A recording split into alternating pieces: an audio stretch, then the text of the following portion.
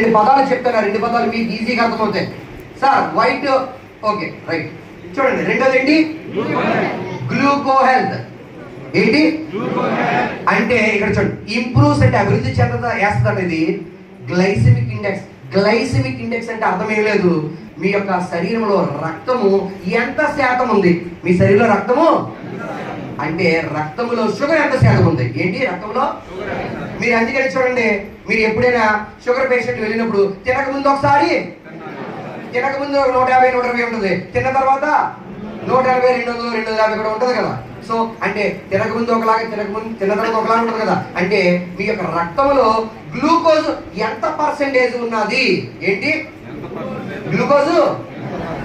అర్థమైందా? నువ్వు పాస్ అయ్యావు, ఎన్ని మార్కులు వచ్చినాయి? 100కి 80 అంటే 80%. పాస్ అవ్వడం వేరు, కానీ ఎంత పర్సెంటేజ్ అంటే ఎంత చెప్తావు నువ్వు?